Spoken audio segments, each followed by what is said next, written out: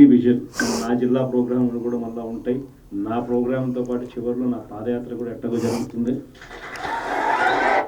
ప్రతి జిల్లాలో ఆయన ప్రోగ్రాం ఉంటుందంటయ్యా. తర్వాత ఆయన పాదయాత్ర ఉంటుందంట. పాదయాత్ర ఉంది అనగానే అందరూ గబగబ కొడుతున్నారు. మామూలు ఎలివేషన్ కాదు ఇది. ఒకప్పుడు నీ పాదయాత్రని విశ్వసించారు, నీ పాదయాత్రని నమ్మారు, నువ్వేదో మంచోడు అనుకున్నారు.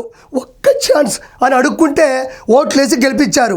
నేనే ఈవీఎంల మీద దొయిట్లా, రోజాలాగో నీలాగో ఈవీఎంల మీద దొయిట్లా. నీకు ఓట్లేశారు.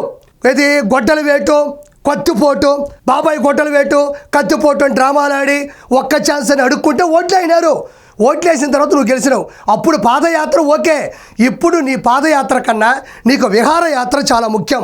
ఎందుకంటే నీ పాదయాత్రకి ఇంకా విలువ లేదు. నీ పాదయాత్రలకి జనాలు ఎవరు కూడా హర్షించరు. నీ పాదయాత్రని చూస్తే అసహ్యించుకుంటారు జనాలు. నువ్వు జనాలకి ఏం మొహం పెట్టుకొని వస్తావు?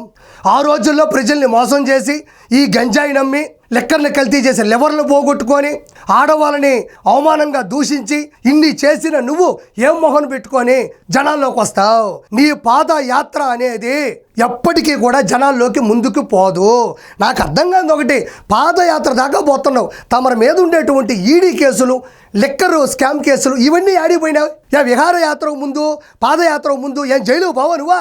100% జగన్మోహన్ రెడ్డి నువ్వు జైలుకు పోతావు విత్ ప్రూఫ్లతో సహా.